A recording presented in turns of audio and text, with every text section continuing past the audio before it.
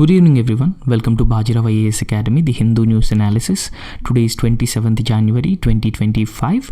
We have some important articles for the discussion in this session. Along with those articles, we also have one mains practice question, and this practice question is about India and China relations.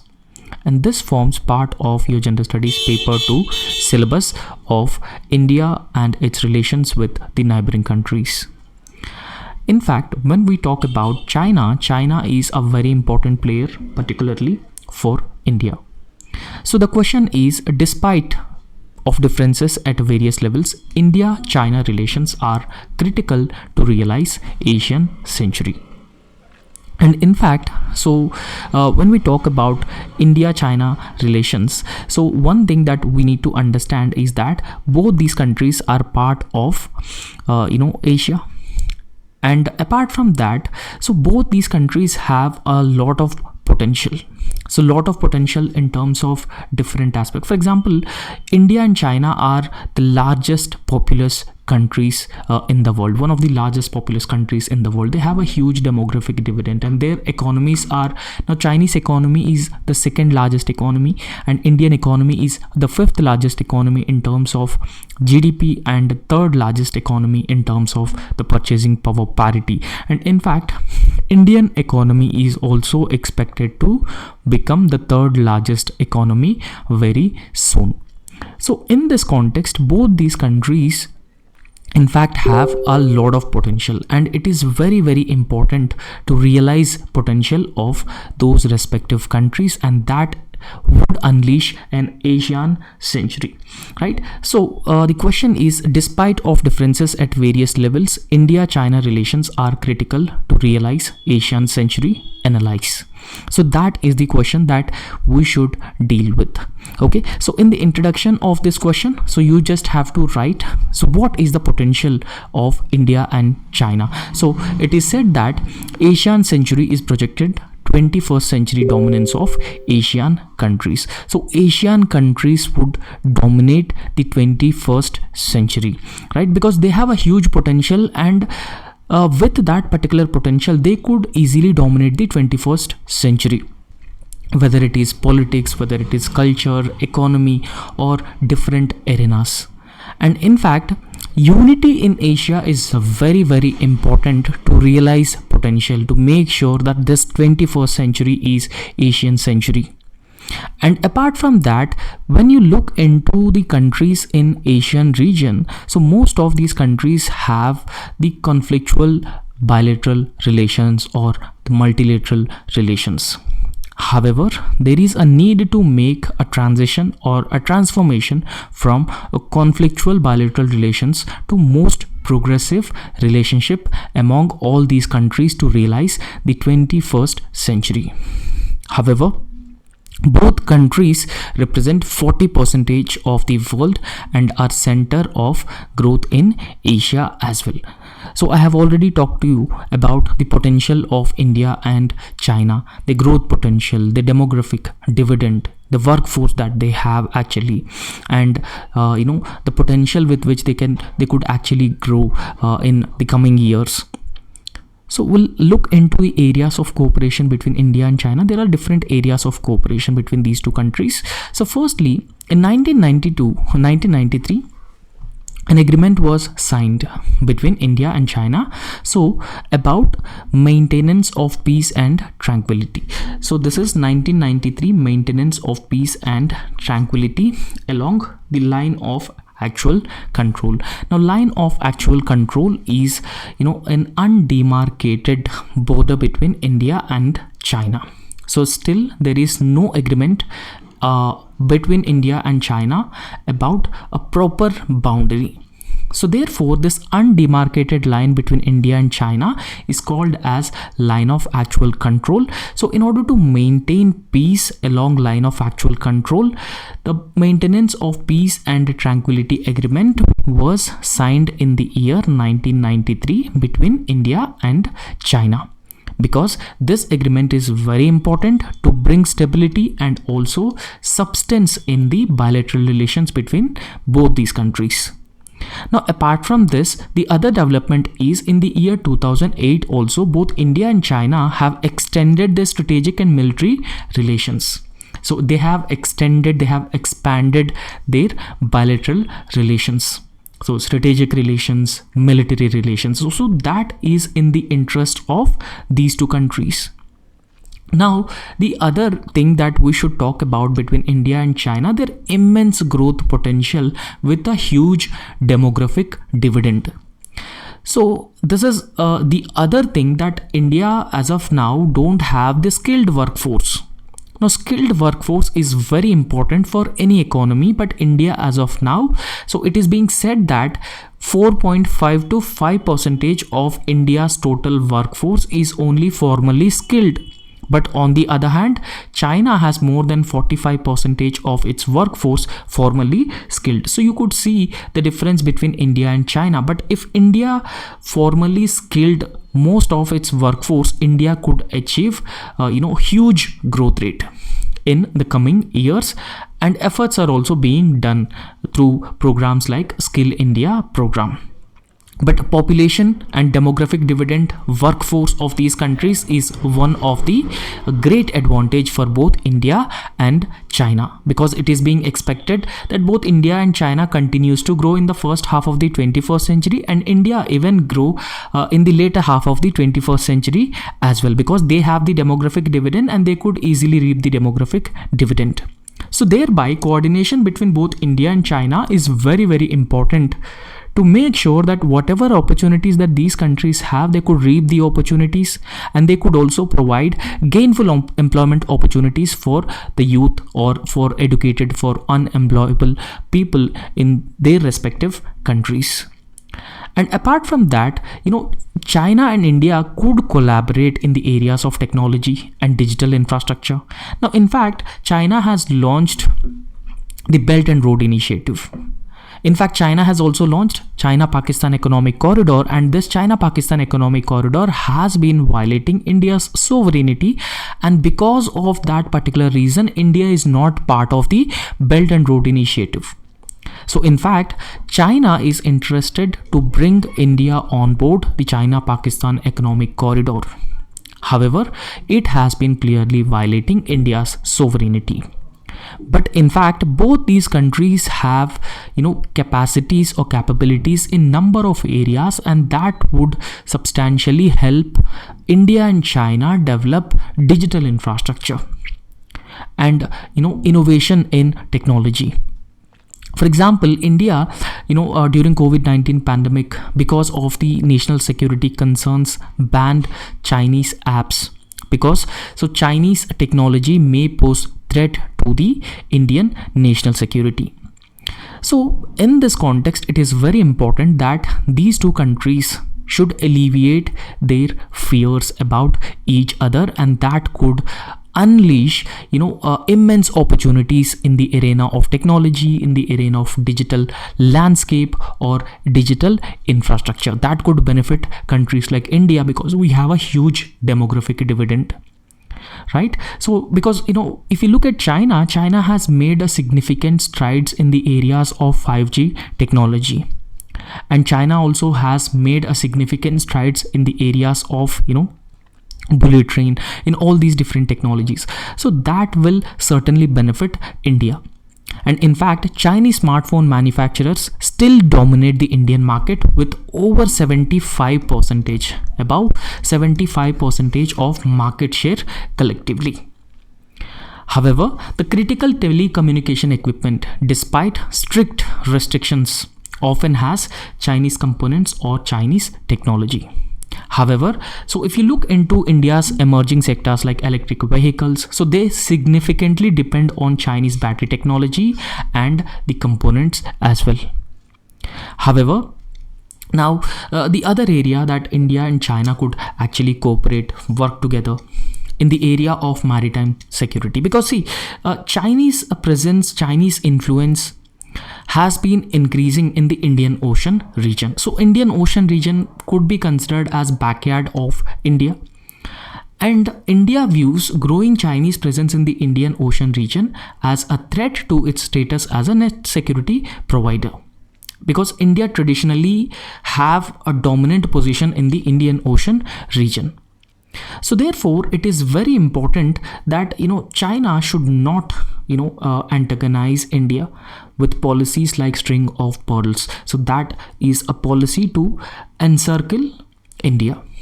So therefore, in this context, maritime security, terrorism, maritime domain awareness, humanitarian assistance, disaster relief, piracy, in all these different areas, both India and China could actually work together and ensure that there is a peace, stability within the region. China should address India's concerns in the Indian Ocean region, right? So that is very, very important for both these countries, and that would further strengthen trade and commerce, maritime trade, commerce, and stability. So all these things would be further improved. And in fact, many of India's trading partners in the Southeast Asia have strong economic ties with China. Now, in fact, when we talk about Southeast Asia, so we could say that they are manufacturing, centered economies or manufacturing-led economies. So India always wanted to integrate its supply chains with those countries in the Southeast Asia.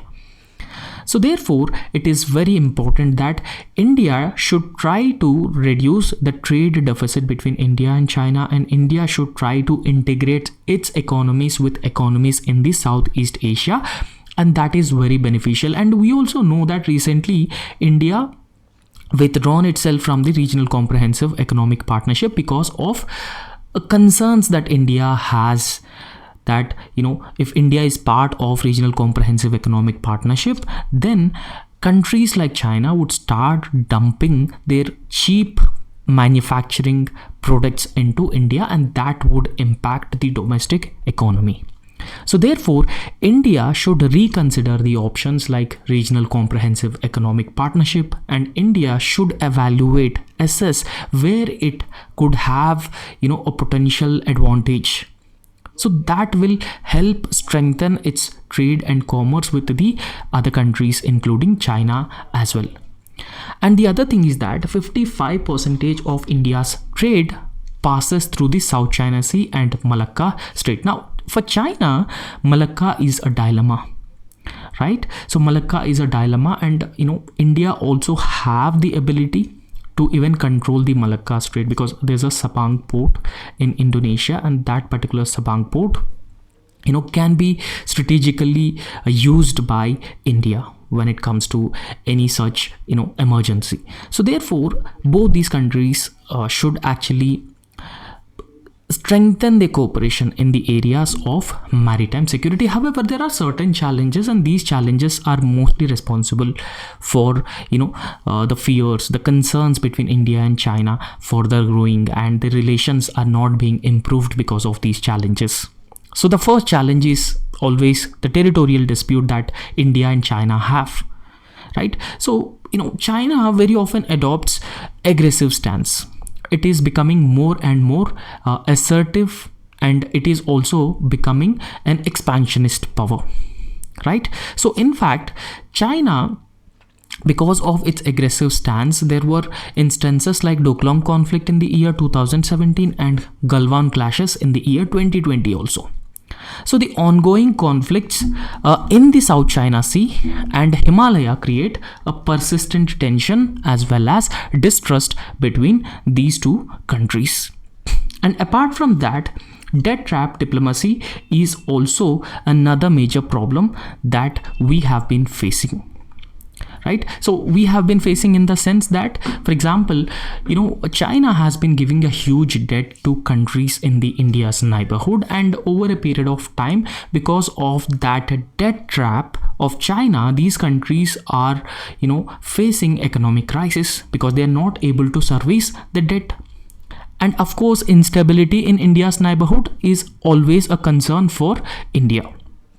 So therefore, China's strategy of extending loans to developing nations leads to economic dependence and also potentially compromising their overall sovereignty as well. So that is another major concern that these countries have been facing, and strategic encirclement is also the concern that, for example, as we have discussed, that China has launched a policy called String of Pearls initiative. So the String of Pearls increases China's military presence in the Indian Ocean region, thereby posing direct challenges to India's maritime security. And China also follows a strategy called China's salami slicing strategy. So this strategy that China follows, so in military terms, salami slicing refers to divide and conquer strategy. So it involves incremental threats, alliances to overcome opposition and also acquire new territories. So that is the kind of a strategy that China very often follows or adopts as part of its expansionist policy. And in fact, recently there are news reports that China has been planning to build one of the largest dam in the world on the Brahmaputra river, on its side of the Brahmaputra river, and that could potentially impact the water levels and also the aquatic life on the Brahmaputra river. And in fact, there are also fears that China could use this Brahmaputra river for the geopolitical reasons, and that could create drought-like conditions or even floods in the lower reaches of the Brahmaputra river. And that is one of the main concerns, because China never shares hydrological data with India, right? Because of that particular reason, so there are always concerns about this. And in fact, water imbalance is another major concern, and India's substantial trade deficit with China is also another major concern, right? So trade imbalance in the sense that we have a huge trade deficit with China, right? So instead of exporting more, we have been importing more and more number of goods. So it is said that around $80 billion of trade deficit that we have with China, and that is a huge, right? So in fact, we have disproportionately dependent on China for some essential supplies such as active pharmaceutical ingredients. So all these things would cause a greater concern. So therefore, in this context, both India and China should work in the spirit of strengthening its relations, strengthening bilateral relations, because it is being said that the 21st century is Asian century. So if it is to become an Asian century, both India and China should work the common grounds where they could further strengthen their relations, and that is very important, and that is in the mutual benefit and mutual interest of both India and China. And I hope you have understood this. And the next topic is about should state governors head the state universities? And in fact, this is always an issue, because recently we have seen that in Kerala and in Tamil Nadu there is always a conflict between elected government and the governor, that who controls the state universities. And in this context, we'll try to discuss this as well. The source of power for the governor under Article 160. So Article 168 of the Indian Constitution says that it is the duty of the Chief Minister to communicate to the governor all decisions that the Council of Ministers have been taken. So with respect to the administration, with respect to the efforts of the state, and even the proposals for the legislation. So similarly, there are other important provisions also, so that take cue from the Article 168 of the Indian Constitution. Now we'll understand the context first, and then we'll move on to discuss this aspect as well. The role of governor as chancellor of state universities. Now, in recent times, it has been a topic of a great debate in India, because there are always some kind of a dispute between the elected government and the governor in states like Kerala and Tamil Nadu about the head of these state universities. So therefore, it often thought to protect universities, or it often thought to protect the influence of universities from the political influence. This role is actually a colonial legacy, the role of governor heading the state university, because as of now in most of the states, I think almost all states, the chancellor position of state universities is given to the governor, and governor appoints the vice chancellors. However, this was a colonial legacy and it has been facing several challenges as well, and we'll try to understand those challenges. Now, what was the colonial legacy and how it was followed, before independence and after independence? So how this practice started shaping. So we'll understand that British have established India's first universities in three major presidencies: the presidency of Madras, the presidency of Bombay, and the presidency of Calcutta. So in these three presidencies, in the year 1857, so they established Indian universities, right? So appointing governors as the chancellors to keep control over the universities. So these governors will play a very important role in keeping controlling the state universities. However, as chancellor, as of now also, so state universities chancellor is governor. So that role of governor is being disputed by the elected governments across states. So as a chancellor, governor has some powers. Certainly, like appointment of the vice chancellor is one of the power of the governor, and even nominating members to the university bodies and overseeing or monitoring the university decisions, right? So in fact, it is being said that whatever powers that governor have with respect to the universities set to limit the autonomy of university. And it is very important that every university have a certain degree of autonomy, and that will be good for the autonomies, that will be good for the universities overall excellence, right? But the powers of the governor would set to limit the autonomy of the universities. However, after independence, India has inherited the system of governors heading the universities, right? So in fact, after independence also, it was emphasized that there should be academic freedom for the universities. There should be more autonomy for the universities. But in practice, it has led to the political interference, especially governors were appointed based on the political loyalty, right? So in fact, the veteran politicians are being appointed as the governors.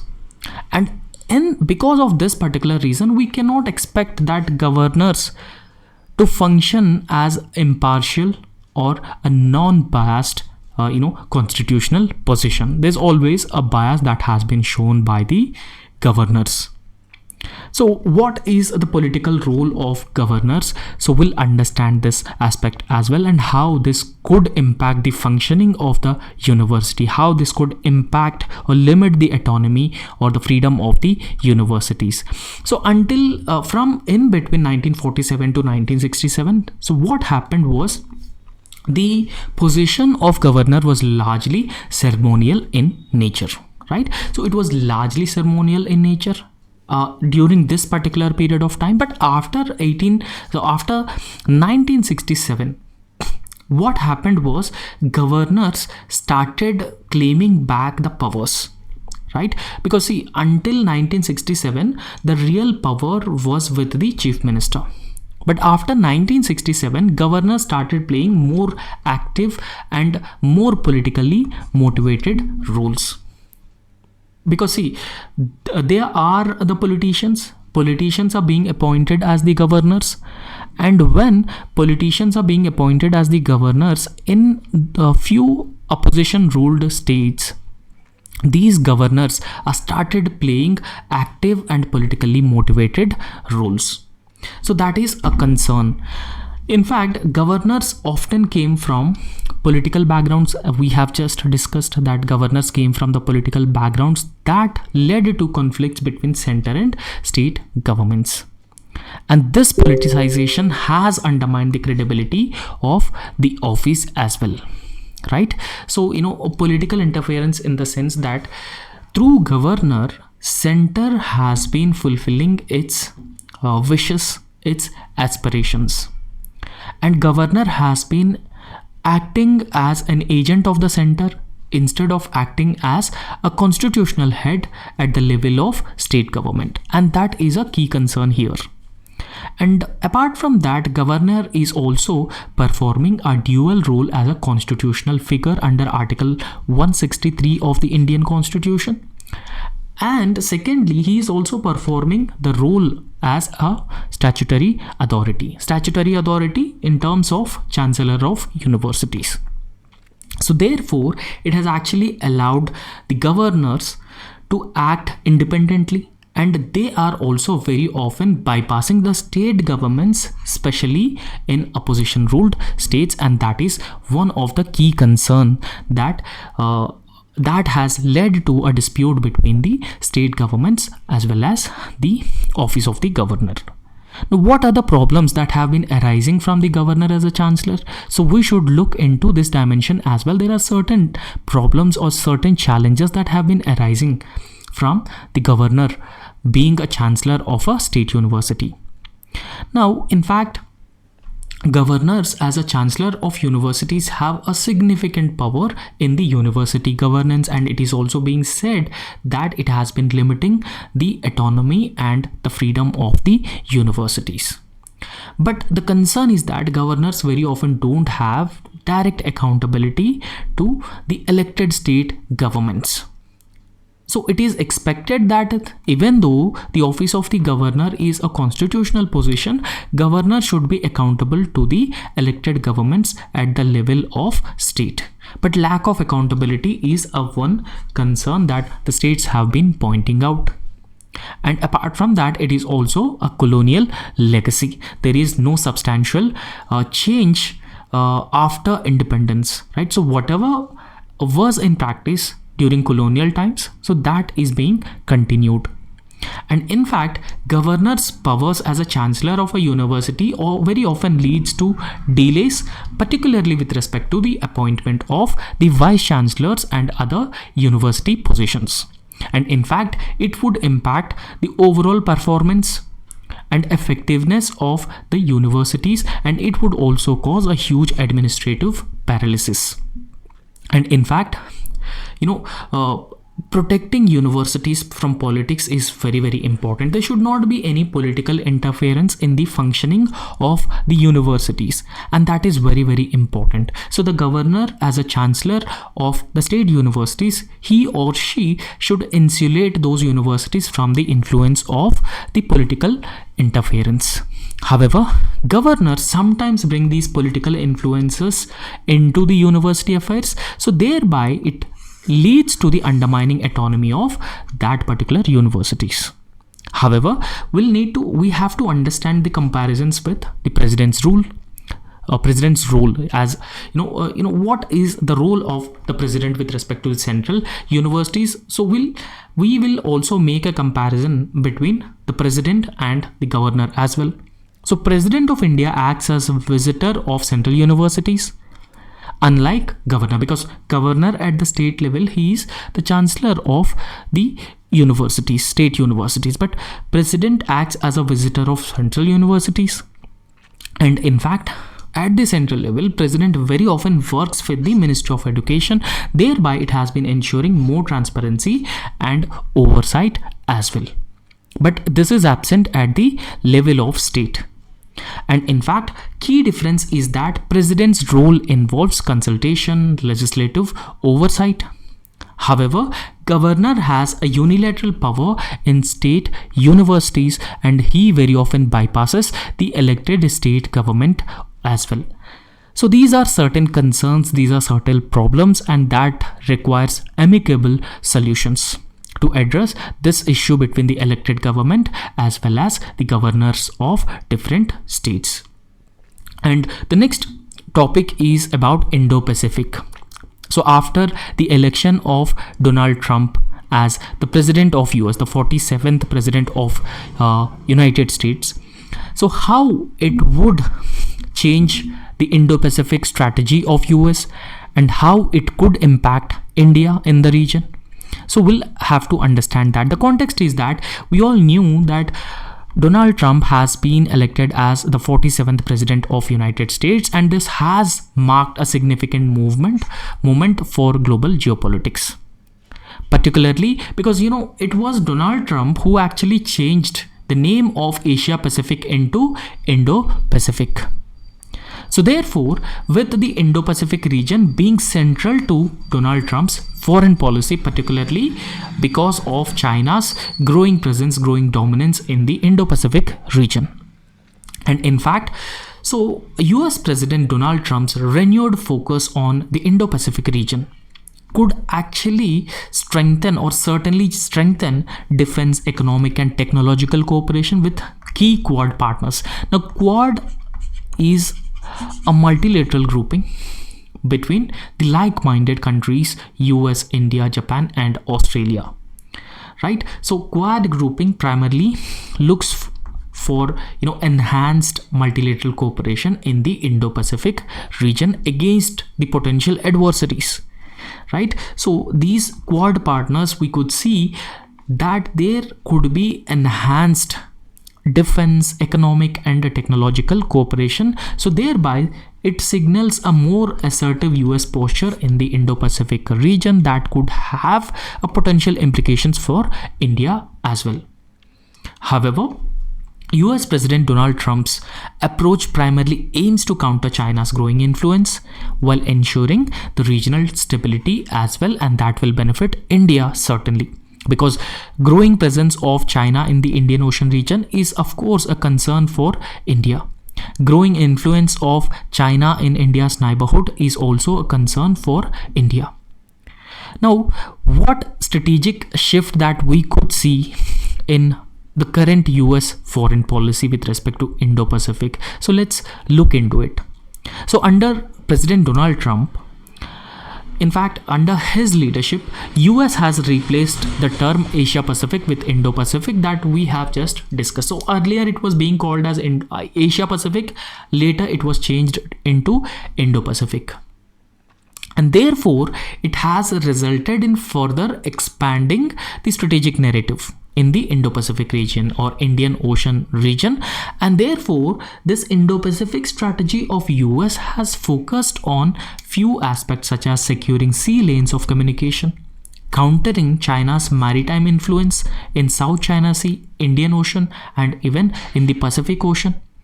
And apart from that, it also focuses on rules-based, free, open, inclusive, rules-based Indo-Pacific as well. And apart from that, US has also changed the name of its Pacific Command to the Indo-Pacific Command in the year 2018, followed by the change in name of Asia Pacific into Indo-Pacific. So thereby restructuring defense unit to prioritize Indo-Pacific allies, signaling a stronger operational focus on this particular region. And in fact, Trump also pushed to institutionalize Quad grouping, right? So when he was the president of United States, so he pushed to institutionalize Quad grouping, thereby elevating it to ministerial level, marking a significant move to further deepen cooperation in maritime security, supply chains, and even the technological standards as well. Now, till now, Joe Biden was the president of United States, so we'll understand the continuity of US Indo-Pacific policy from Joe Biden to Donald Trump and how it could be further expanded the cooperation among all the Quad countries in the Indo-Pacific region. So despite a change in the leadership, it is being expected that there could be hardly any change in the policy of US with respect to Indo-Pacific strategy. Okay, so thereby it could reinforce the centrality in US foreign policy. So Indo-Pacific strategy could be a center to the overall foreign policy of United States. And in fact, Biden has further expanded the focus of these Quad countries to include vaccines to achieve vaccine equity, climate change, infrastructure development. So thereby it has complemented the strategic and security dimensions that were established by the Donald Trump during his first term as a president of United States.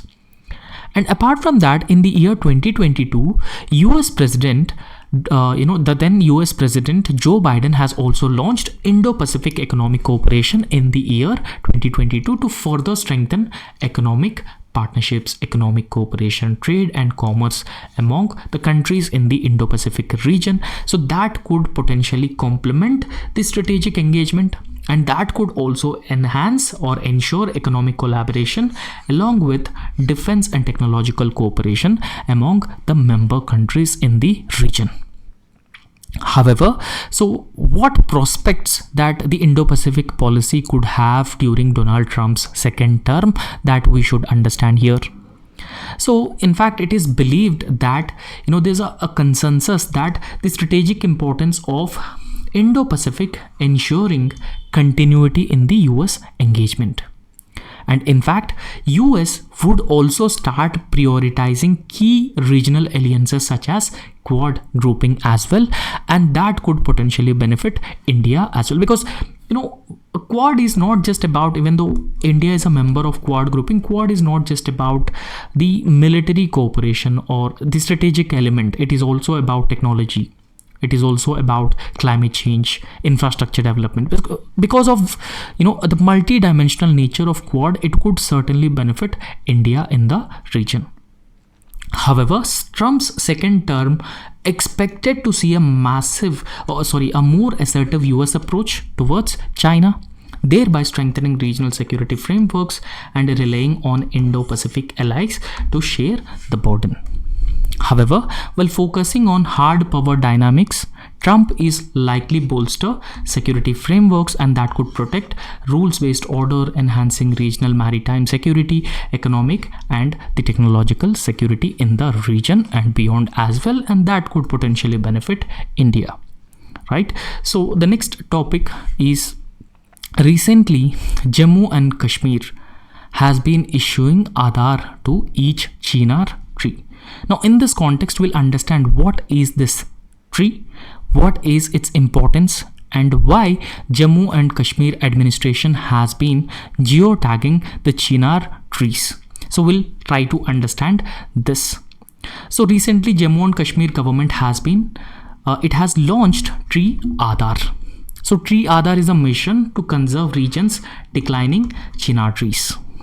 Right? So because of development, urbanization, climate change, forest fires, because all these different reasons, the chinar trees have been declining. The population of chinar trees have been declining. So therefore, it is very important to undertake conservation activities aimed at protection and conservation of these chinar trees. And because of that reason, Jammu and Kashmir state government has been issuing these Tree Aadhaar.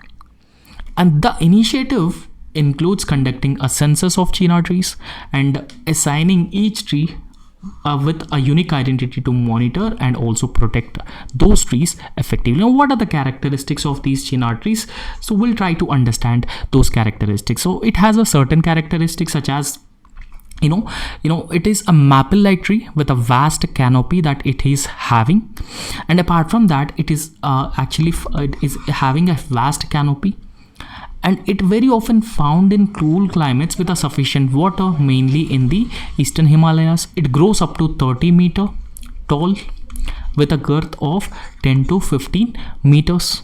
And it takes 30 to 50 years to become a mature tree and 150 years to reach its full size. And what is the connection between the chinar tree and the Mughal rulers? There is a Mughal influence on the chinar plantation. We'll try to understand that influence as well. And in fact, credit goes to Mughals for expanding chinar plantations in Kashmir and parts of Jammu's Chenab region as well. Because Chenab tree is called as royal tree. Right? So apart from calling it as a royal tree, Jahangir has taken a special interest in the chinar tree plantation, as he has created Naseem Bagh on Dal Lake's banks with over 1,100 chinar trees. And in fact, so Jahangir also planted chinars on small Dal Lake Island. Now it is being known as Char Chinari or 4 chinars.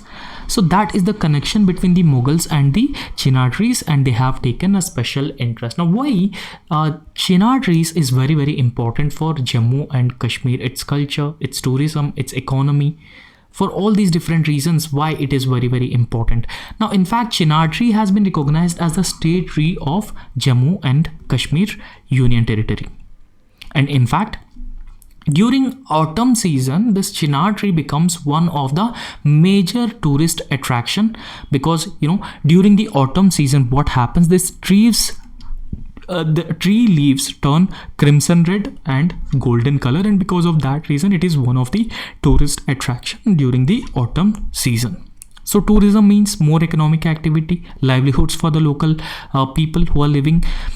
So therefore it could boost the local economy. So in fact, chinar motifs are commonly seen in local papier-mâché, embroidery, hand-woven carpets, and even walnut wood carvings as well. So it would also promote handicrafts of the state of Jammu and Kashmir, the Union Territory of Jammu and Kashmir. And in fact, this chinar tree also holds a special position in the art, literature, craft, and other different traditions of Kashmir, and because of that reason also it is very important. And chinar trees are found near many Muslim and Hindu shrines in the region, and oldest surviving chinar tree in the Union Territory of Jammu and Kashmir is around 700-year old. It is located in Chattargam village in Budgam, Central Kashmir, and it was planted by Sufi saint way back. Right, this is the importance of the chinar tree in Kashmir, and that's why it is very important to protect and conserve these chinar trees. And that's all in this lecture, and thank you.